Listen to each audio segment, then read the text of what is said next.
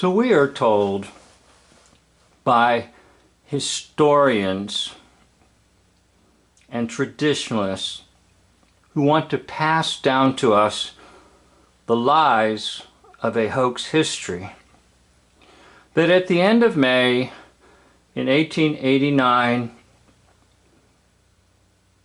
the South Fork Dam broke, causing the reservoir to flow down the Conemaugh Creek and into the town of Johnstown, Pennsylvania. And that within the space of about an hour's time, almost the entire town was wiped out and approximately 2,200 were dead. Of course, there's a museum there if you'd like to go and relive everything. Or you can just basically look at this photograph that I'm showing you. Now, you might say there's something weird about this photograph, and you would be correct. So the first thing that strikes me is, why would a bunch of grown men climb on a tree and want to get their picture taken in the midst of what would be termed the greatest disaster of the 19th century? Why would you be proud to get your picture taken? Unless, of course, you belong to the Masonic order. Then you would be mighty proud to have your picture taken. Now, what else is peculiar about this photograph? Well, that there's a gigantic tree with no branches on it that has been whittled, sticking out of a house that's not upside down, but sideways. So you might want to ask a question if you follow the tree. What really is holding it up? If you go over from right to left and say, well, what's going on underneath that house that's holding that tree up? That's a good question to ask. Another question to ask might be, how in the world does a house remain intact and end up sideways and slightly on an angle? Obviously, there'd have to be a gigantic hole there for the rest of the house, or the house was sawed and somehow that balance situation that you're looking at was accomplished. Another question might be, are they really standing on a log or seated on a log, or is it some type of photographic trickery whereby they are cut and pasted onto it? Another question I have is, why are they all pointing? What's going on there? Well, these and many other questions arise when I began to research and watch a video about the Johnstown flood. Now, the video was just filled with death everywhere, and the craziest things, such as a mother holding on to her child was found dead, such as bodies that floated in the water, then got cremated because of fires. Do you have any idea what it takes to cremate a human body? How could a little fire, if oil was on water, cremate a body? The video also talked about skulls everywhere. So guess what? Naturally, I got suspicious. and rightfully so. Because I believe this might be the first incident of what you call disaster capitalism. That is, a disaster occurs, whether it is a real, R-E-A-L, or R-E-E-L, and out of the disaster comes great wealth.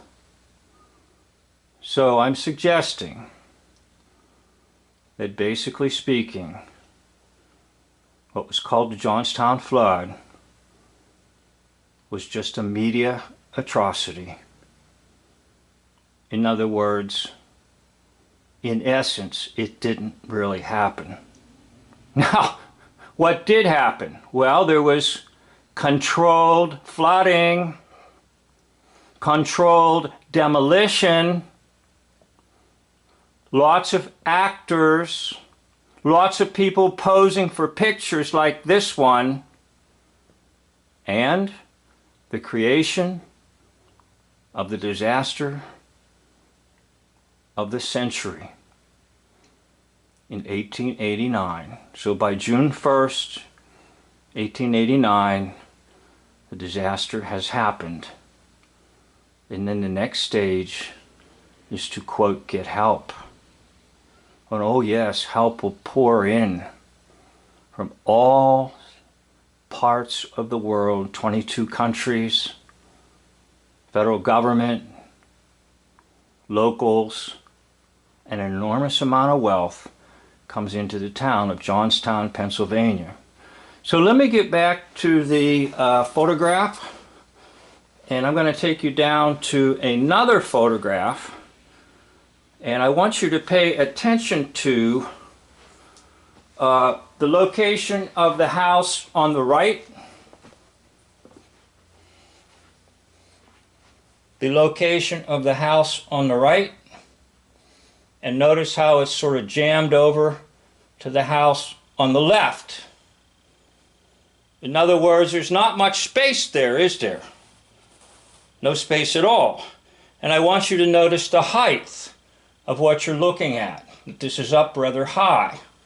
Now, we're going to take a look at another photograph that has the tree and the house on its side. Oh, another thing you can take a look at is this. The angle is pretty steep here of this house. So keep all those things in mind, and also the tree itself. I'm going to take you now to my computer. By the way, that photograph there comes from the DVD called The Johnstown Flood, narrated by Richard Dreyfuss. Okay, so let's take a look now at another photograph that comes from archives and historical information.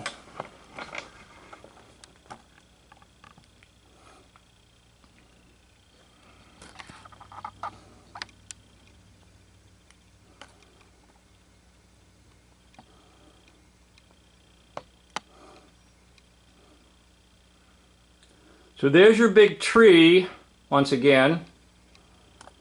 Now, remember how I talked about in the other photograph that there was no room between the houses? Look at this one. Remember how I talked about in the other photograph? The angle? Look at this. It's almost straight up and down. And another thing I noticed, I wasn't completely sure of, but the roots on the tree look a little different. But basically speaking, what you're looking at is photographic dupery.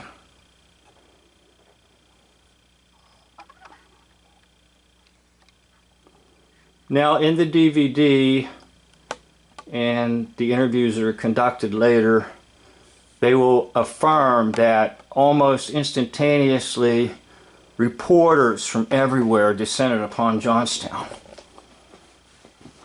So it became the story of the century.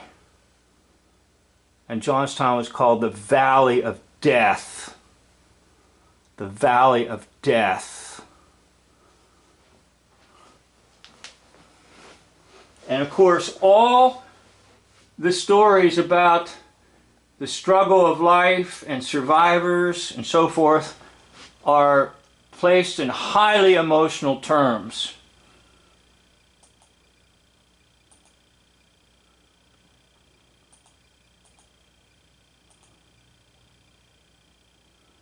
So once again, back to that photograph of the tree in the house. Take a look at this one. This photograph pretty much looks like a stage production.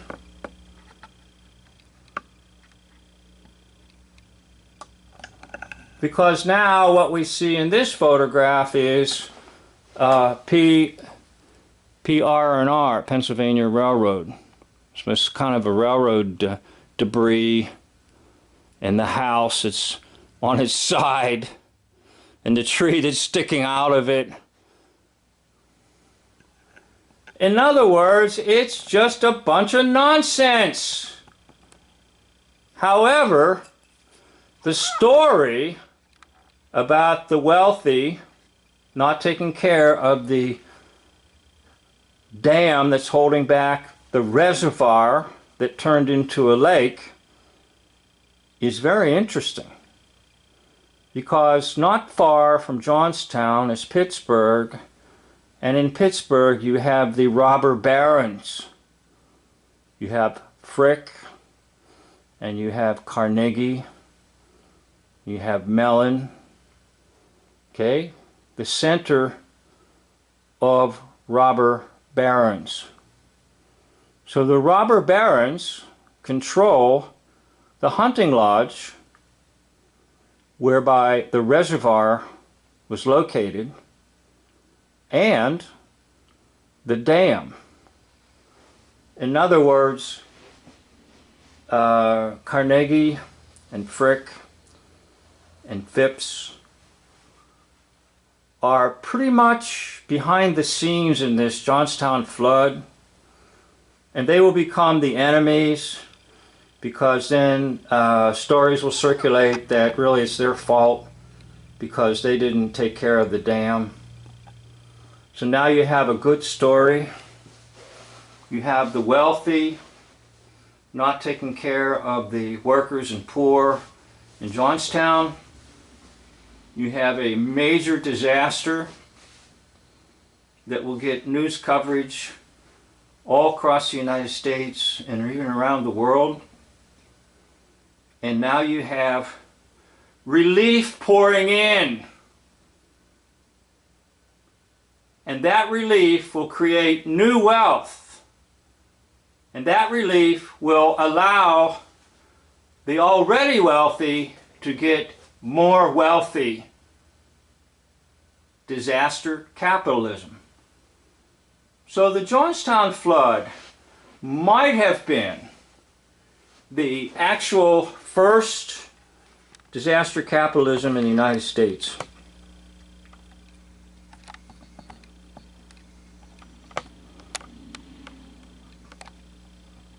Okay, there's the